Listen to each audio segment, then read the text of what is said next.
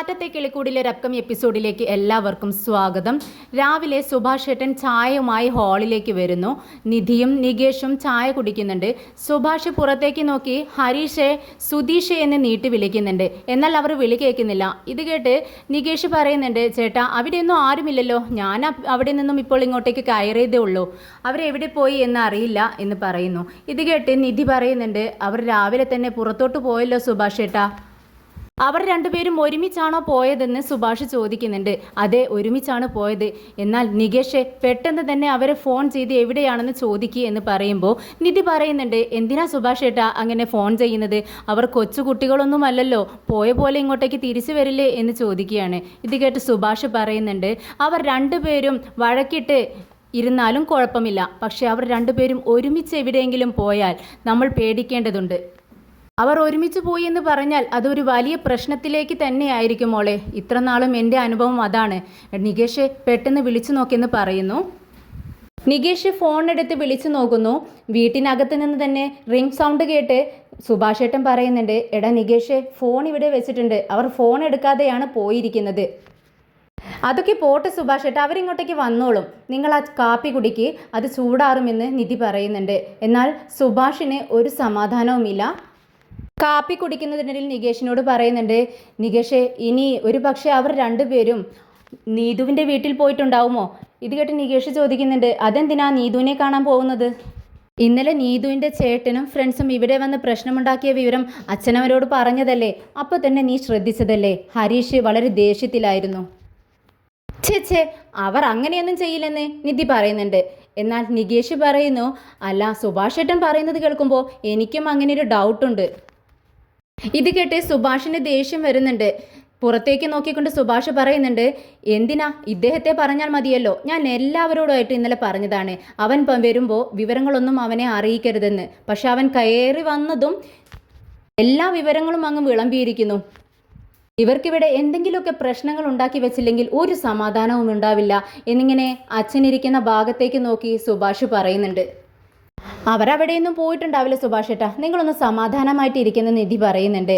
ഇല്ല മോളെ, നിങ്ങൾക്ക് അവൻ്റെ സ്വഭാവം അറിയാത്തത് കൊണ്ടാ അവരിവിടെ വന്ന് പ്രശ്നമുണ്ടാക്കിയത്. അവന് സഹിക്കാൻ കഴിഞ്ഞിട്ടില്ല, അതിനെക്കുറിച്ച് ചോദിക്കാനായിരിക്കും അവർ പോയിട്ടുണ്ടാവുക. ഞാനൊരു കാര്യം ചോദിക്കട്ടെ സുഭാഷ് ഏട്ടാ, നീതുവിൻ്റെയും ഹരീഷ് ഏട്ടൻ്റെയും വിവാഹം നടക്കാൻ സാധ്യതയുണ്ടോ? ഇത് കേട്ട് സുഭാഷ് പറയുന്നുണ്ട്, ആ പെൺകുട്ടിക്ക് ഇഷ്ടമാണെങ്കിൽ അത് നടക്കും. അവർ രണ്ടുപേരും സെറ്റാവുമോ സുഭാഷ് ഏട്ടാ? ഇത് കേട്ട് അത്ഭുതത്തോടെ നിധി ചോദിക്കുന്നുണ്ട്, അതെന്താടാ നീ അങ്ങനെ പറയുന്നത്? അവർക്ക് രണ്ടുപേർക്കും പരസ്പരം ഇഷ്ടമാണെങ്കിൽ അവർ വിവാഹം കഴിക്കുമല്ലോ. അതല്ല ഏട്ടത്തി, എനിക്ക് അവർ രണ്ടുപേരും വിവാഹം കഴിക്കുന്നത് ഇഷ്ടം തന്നെയാണ്. പക്ഷേ ഹരീഷ് ഏട്ടൻ ഒട്ടും സംസാരിക്കാത്ത ഒരു പ്രകൃതമാണ്. പക്ഷെ നീതു വളരെ തിരിച്ചാണ്, അവർ ഒരുപാട് സംസാരിക്കുകയും ചെയ്യും. അപ്പോഴെങ്ങനെയാണ് അവർ സെറ്റാവുന്നത്? നിന്റെ ചേട്ടനാണോ സംസാരിക്കാത്തത്? അവൾ പിണങ്ങി നടക്കുന്ന സമയത്ത് നിന്നും ഇരുന്നുമൊക്കെയാണ് അവളുടെ പിറകെ നടന്ന് സംസാരിച്ചുകൊണ്ടിരുന്നത്. അതൊക്കെ നീ മറന്നോ? ഇത് കേട്ട് നികേഷ് ചിരിക്കുന്നുണ്ട്. ഏട്ടത്തി പറഞ്ഞത് ശരി തന്നെയാണ്. പക്ഷേ ഈ നീതു വിളിക്കുന്ന സമയത്ത് ഹരീഷ് ഏട്ടൻ ഫോണിലൂടെ തിരിച്ചൊന്നും പറയുന്നത് ഞാൻ കേട്ടിട്ടില്ല. എല്ലാം പറയുന്നത് ഇങ്ങനെ കേട്ടോണ്ടിരിക്കും. അതെന്താ അങ്ങനെ? ഇത് കേട്ട് സുഭാഷ് പറയുന്നുണ്ട്, നീ എന്തിനാ അതൊക്കെ ശ്രദ്ധിക്കുന്നത്? അവർ തമ്മിലുള്ള പ്രശ്നങ്ങളൊക്കെ അവർ തന്നെ തീർത്തോളും. ഇതേ സമയം സുധീഷും ഹരീഷും നീതുവിൻ്റെ വീട് തിരഞ്ഞു നടക്കുകയാണ്. ഇവിടെ എവിടെയോ ആണ് നീതുവിൻ്റെ വീടെന്ന് ഹരീഷ് പറയുന്നുണ്ട്. യഥാർത്ഥത്തിൽ നീതുവിൻ്റെ വീട് എവിടെയാണെന്ന് ഹരീഷിന് അറിയില്ല. ഇത് കേട്ട് സുധീഷ് പറയുന്നുണ്ട്, എടാ, സ്നേഹിക്കുന്ന പെണ്ണിൻ്റെ വീട് എവിടെയാണെന്ന് നിനക്കറിയില്ലേ, നാണക്കേട്. ഇത് കേട്ട് ഹരീഷ് പറയുന്നുണ്ട്, എടാ, ഞാൻ സ്നേഹിക്കുന്ന പെണ്ണിൻ്റെ വീട് എവിടെയാണെന്നല്ലേ അറിയാവോ, പക്ഷെ നീ അങ്ങനെയാണോ? നിനക്ക് നീ സ്നേഹിക്കുന്ന പെണ്ണിൻ്റെ മനസ്സ് പോലും കൈയടക്കാൻ പറ്റിയിട്ടില്ലല്ലോ. അങ്ങനെയാണെങ്കിൽ നീ മിണ്ടാതിരിക്കേ. ഓഹോ, നീ എൻ്റെ അടുത്ത് വഴക്കുണ്ടാക്കാൻ വരികയാണോ എന്ന് ചോദിച്ചുകൊണ്ട് സുധീഷ് അവിടെ നിന്നും പോകാൻ ശ്രമിക്കുകയാണ്. ഹരീഷ് പിറകെ ചെന്ന് സുധീഷിനെ പിടിച്ചു നിർത്തുന്നുണ്ട്. നീ എവിടെ നിൽക്ക്, ഇവിടെ എവിടെയോ ആണ് അവളുടെ വീട്. ഇങ്ങനെ പറഞ്ഞു നിൽക്കുന്ന സമയത്താണ് നീതുവിൻ്റെ അച്ഛൻ അതിലെ വരുന്നത് കണ്ടത്. ഉടനെ ഹരീഷ് പറയുന്നുണ്ട്, ദേ ആ വരുന്നതാണ് നമ്മുടെ നീതുവിൻ്റെ അച്ഛൻ. നീതുവിൻ്റെ അച്ഛൻ ഒരു ഷോപ്പിലേക്ക് കയറി പോകുന്നു. ഇത് കണ്ട് സുധീഷ് പറയുന്നുണ്ട്, ദേ ആ കാണുന്ന വീട്ടിൽ നിന്നാണ് അദ്ദേഹം ഇറങ്ങി വന്നത്. അപ്പോൾ നീതുവിൻ്റെ വീട് അതായിരിക്കും. ഈ വീടാണെങ്കിൽ എന്ത് കണ്ടിട്ടാടാ അവളുടെ ചേട്ടൻ നമ്മുടെ വീട്ടിൽ വന്ന് ബഹളം വെച്ചത്? നമ്മുടെ വീടിനേക്കാൾ കുറച്ച് അല്പമെങ്കിലും വലിയ വീടാണ് അതെങ്കിൽ നമുക്കത് സമ്മതിച്ചു കൊടുക്കാമായിരുന്നു.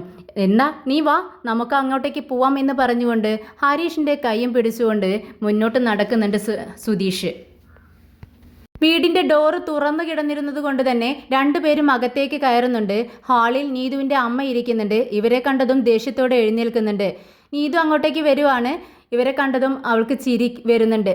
എന്നാൽ ദേഷ്യത്തോടെ അമ്മ ചോദിക്കുന്നുണ്ട്, ഈ പൊറുക്കുകൾ എന്തിനാടി ഇവിടെ വന്നത്? നീ വിളിച്ചു വരുത്തിയതാണോ?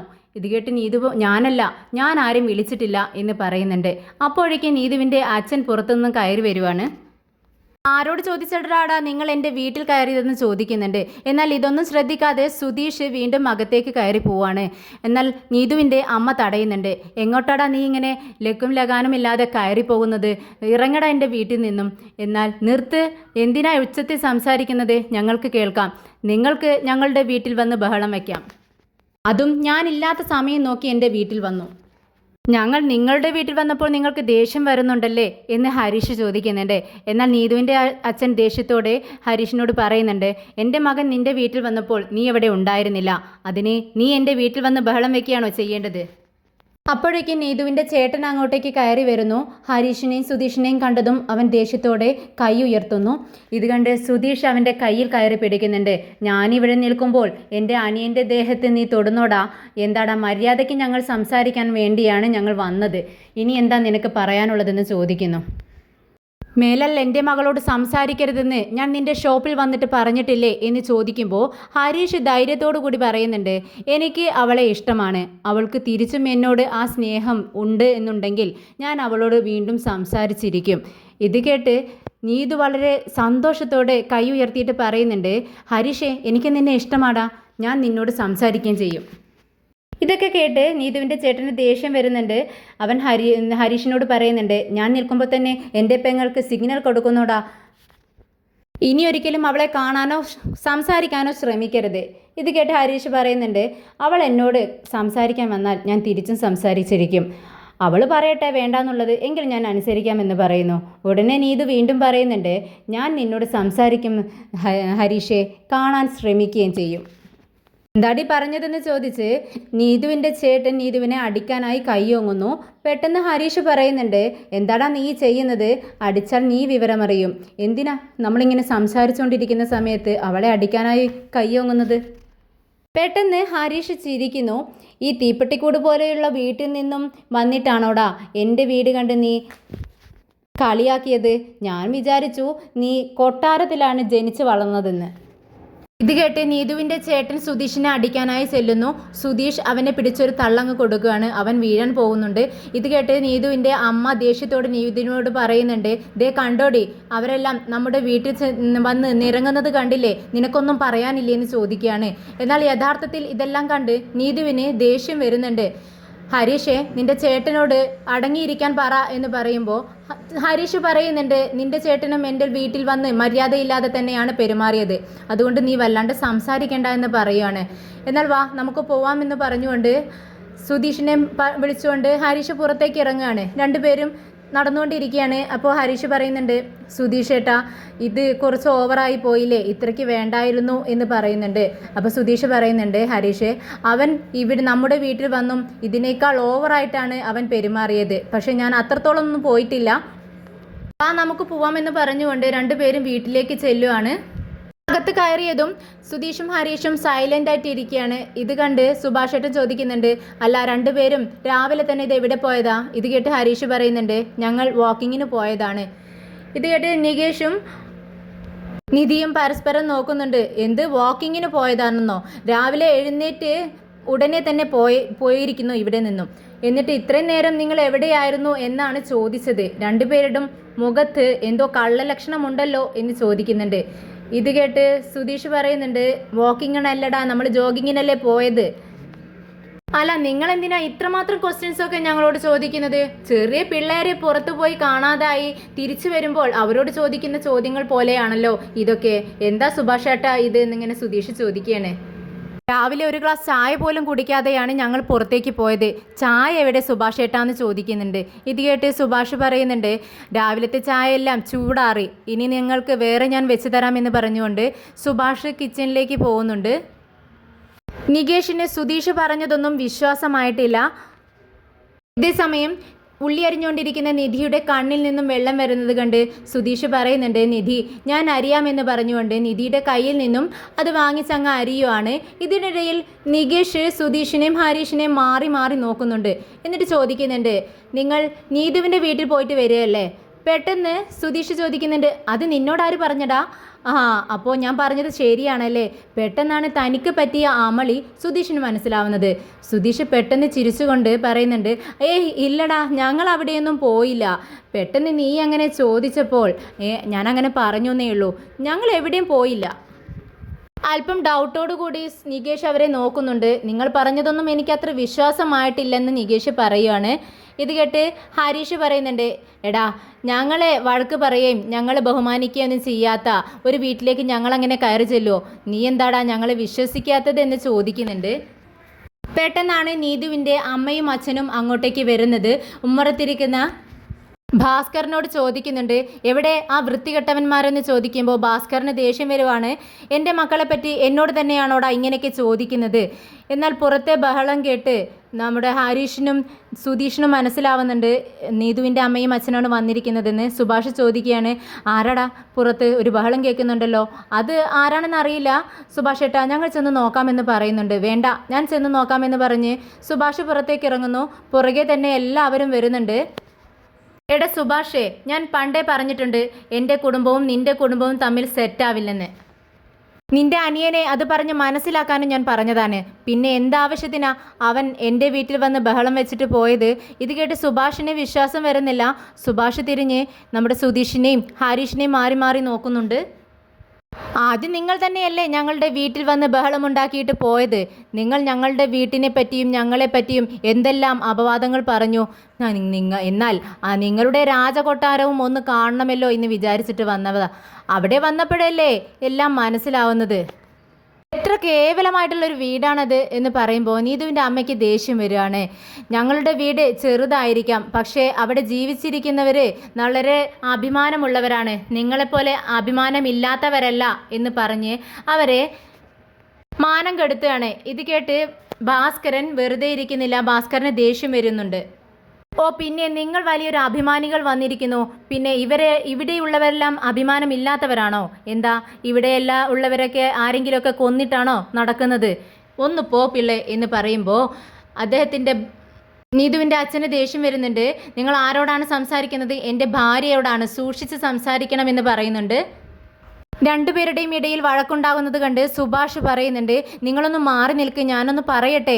എടാ ഹരീഷ്, നിങ്ങൾ എന്തിനാ അവിടെ പോയതെന്ന് ചോദിക്കുകയാണ്. ഇത് കേട്ട് ഹരീഷ് പറയുന്നുണ്ട്, ഇവിടെ ഇന്നലെ വന്ന് ഇവർ സംസാരിച്ചില്ല ചേട്ടാ, അതിനെക്കുറിച്ച് ചോദിക്കാൻ വേണ്ടി തന്നെയാണ് പോയത്. ഞങ്ങൾ പ്രശ്നമൊന്നും ഉണ്ടാക്കിയില്ല, ഞങ്ങൾ തിരികെ പോന്നു എന്ന് പറയുകയാണ്. എന്നാൽ നീതുവിൻ്റെ അമ്മ പറയുന്നുണ്ട്, ഇനി മേലാൽ നീ എൻ്റെ മകളെ കാണാൻ പാടില്ല, എൻ്റെ മകളെ അടക്കി നിർത്താൻ എനിക്കറിയാം. ഇത് കേട്ട് സുധീഷ് പറയുന്നുണ്ട്, നിങ്ങളുടെ മകൾക്ക് അവനെ ഇഷ്ടമാണെങ്കിൽ, അതായത് നിങ്ങളുടെ മകൾ അവനെ തേടി വീണ്ടും വരുവാണ് എന്നുണ്ടെങ്കിൽ ഞാൻ അവരുടെ രണ്ടുപേരുടെയും വിവാഹം നടത്തി കൊടുക്കും, അത് ഉറപ്പാണെന്ന് പറയുന്നു. ഇത് കേട്ട് നീതുവിൻ്റെ അമ്മയ്ക്ക് ദേഷ്യം വരികയാണ്. അവർ പറയുന്നുണ്ട്, എടാ എങ്ങനെയാണ് എൻ്റെ മകളെ ഞാൻ ഈ വീട്ടിലേക്ക് തരുന്നത്? ഞങ്ങൾക്ക് അത് ഇഷ്ടമല്ലാത്ത കാര്യമാണ്. ഇതൊരു വീടാണോടാ? ഇത്രയും വൃത്തികെട്ടൊരു സ്ഥലം ഞാൻ ഇവിടെ കണ്ടിട്ട് പോലുമില്ല. ഇതിനൊരു വീടെന്ന് ആരെങ്കിലും പറയുമോ? പിന്നെ ഇവിടെയുള്ള നിങ്ങളെക്കുറിച്ച് നാട്ടുകാർക്ക് പറയാനും മോശമായിട്ടുള്ള കാര്യങ്ങൾ മാത്രമേ ഉള്ളൂ. ഇവിടെ വിവാഹം കഴിച്ചു കൊണ്ടുവന്നൊരു പെണ്ണുണ്ടല്ലോ, ആ പെണ്ണ് എത്ര ദിവസം ഇവിടെ നിന്നു? ആ പെണ്ണും ഇവിടെ നിന്നും ഇറങ്ങിപ്പോയില്ലേ? ഇതൊരു ശപിക്കപ്പെട്ട വീടാടാ, ഇവിടെ പെൺകുട്ടികൾ വാഴില്ല എന്ന് പറയുകയാണ്. ഇത് കേട്ടിട്ടാണ് നിധി അങ്ങോട്ടേക്ക് വരുന്നത്. എന്നാൽ ഇതൊന്നും കേട്ട് നമ്മുടെ സുധീഷിന് മിണ്ടാതിരിക്കാൻ കഴിയുന്നില്ല. എന്താ പെണ്ണും പിള്ള നിങ്ങൾ പറഞ്ഞത്? എൻ്റെ വീടിനെയും എൻ്റെ വീട്ടുകാരെയും കുറിച്ചാണോ നിങ്ങൾ ഈ പറയുന്നതെന്ന് ചോദിച്ച് രണ്ടു കൂട്ടരും തമ്മിൽ നല്ല വഴക്കുണ്ടാവുകയാണ്. അതിനിടയിൽ നിധി വന്ന് സുധീഷിൻ്റെ കയ്യിൽ പിടിച്ച് വലിച്ച് പറയുന്നുണ്ട്, സുധീഷേ ഒന്നിങ്ങോട്ടേക്ക് വാ, നിൽക്ക് നിധി, ഞാൻ ഇവരോടൊന്ന് സംസാരിക്കട്ടെ എന്ന് പറഞ്ഞ് വീണ്ടും സുധീഷ് അവരുമായിട്ട് സംസാരിക്കുകയാണ്. എന്നാൽ നിധി പിടിച്ച് വലിച്ച് അങ്ങ് അകത്തേക്ക് കൊണ്ടുപോകുന്നുണ്ട്. എന്താ നിധി, അവരിവിടെ വന്ന് വഴക്കുണ്ടാക്കുന്നത് കാണുന്നില്ലേ, നീ എന്തിനാണ് എന്നെ വലിച്ചുകൊണ്ട് അകത്തേക്ക് വന്നതെന്ന് ചോദിക്കുന്നുണ്ട്. ഇത് കേട്ട് നിധി പറയുന്നുണ്ട്, എവിടെ എൻ്റെ താലി എവിടെ സുധീഷേ? താലിയോ? നീ അതല്ലേ അത് ഊരി എൻ്റെ കയ്യിൽ തന്നത്, അത് നിനക്ക് ഓർമ്മയില്ലേന്ന് ചോദിക്കുകയാണ്. അത് തന്നെയാണ് ഞാനും ചോദിച്ചത്, ആ താലി എവിടെ, അതെന്തിനാണ് നിനക്കെന്ന് സുധീഷ് വീണ്ടും ചോദിക്കുന്നുണ്ട്. അപ്പം നിധി പറയുന്നുണ്ട്, അതെനിക്ക് വേണം ഇപ്പോൾ, നീ അതൊന്നും ഇങ്ങ് എടുക്ക്, കാര്യമൊക്കെ പിന്നെ പറയാമെന്ന് പറയുന്നു. ശരിയെന്ന് പറഞ്ഞുകൊണ്ട് സുധീഷ് അകത്തേക്ക് കയറി പോകുന്നുണ്ട്. സുധീഷ് ഒരു ബോക്സ് റൂമിൽ നിന്നും എടുത്തുകൊണ്ട് വരുന്നുണ്ട്. അതിൽ ഒരുപാട് കവറുകളുടെ ഉള്ളിലാക്കിയാണ് ഈ താലി വെച്ചിരിക്കുന്നത്. എന്നാൽ ഇതൊക്കെ കണ്ട് നിധി ചോദിക്കുന്നുണ്ട്, എന്തിനാ നിങ്ങൾ ഇങ്ങനെയൊക്കെ വെച്ചിരിക്കുന്നത്, ഇതൊന്ന് പെട്ടെന്ന് എടുക്കാൻ പറ്റില്ലെന്ന് ചോദിക്കുകയാണ്. ഇത് കേട്ട് സുധീഷ് പറയുന്നുണ്ട്, ഇത് സ്വർണത്തിൻ്റെ ചെയിനാണ്, അതുകൊണ്ടാണ് ഞാൻ സൂക്ഷിച്ച് വെച്ചിരിക്കുന്നത്. പിന്നെ ഇതിനൊരു പ്രത്യേകത കൂടിയുണ്ട്, ഇത് എൻ്റെ നിധിയെ അണിഞ്ഞിരുന്ന ഒരു മാലയല്ലേ എന്ന് ചോദിക്കുകയാണ്. എന്നാൽ ഇതേ സമയം പുറത്ത് നല്ല വഴക്ക് നടന്നുകൊണ്ടിരിക്കുകയാണ്. നീതുവിൻ്റെ അമ്മ ഹരീഷിനോട് പറയുന്നുണ്ട്, നീ എന്തിനാടാ എൻ്റെ മകളുടെ പിറകെ നടക്കുന്നത്, നിങ്ങൾ പണമില്ലാത്തവരല്ലേ, നല്ല വീട്ടിലെ പെൺകുട്ടികളെ സ്നേഹിക്കാൻ നിൻ്റെ അച്ഛൻ പറഞ്ഞു വിട്ടതായിരിക്കും നിന്നെ അല്ലേ എന്ന് ചോദിക്കുകയാണ്. ഇത് കേട്ടി നിൽക്കാൻ നമ്മുടെ ഭാസ്കരന് കഴിയുന്നില്ല. ഭാസ്കരൻ പ്രതികരിക്കുന്നുണ്ട്, ഓ നിങ്ങളുടെ വീടെന്ന് പറയുന്നതും തറവാടെന്ന് പറയുന്നതും മൈസൂർ രാജകുടുംബമാണല്ലോ, ഞങ്ങൾ അതങ്ങ് മറന്നു. നിങ്ങളുടെ മകൾ അവനെ തേടി വരുന്നതിന് അവൻ എന്ത് പിഴച്ചു? ഇതിനിടയിൽ സുധീഷ് താലിയെടുത്ത് നിധിയുടെ നേരെ നീട്ടുന്നുണ്ട്. എന്നിട്ട് ചോദിക്കുന്നുണ്ട്, അല്ല ഇപ്പോൾ എന്തിനാ ഈ താലി ചോദിച്ചേ, നീ എന്താ ഇത് പണയം വെക്കാൻ പോവാണോ, അതോ വിൽക്കാൻ പോകുന്നോ, അതോ ഇനി ഹരീഷിൻ്റെ നീതുവിൻ്റെ വിവാഹം നടത്താനാണോ പോകുന്നത്?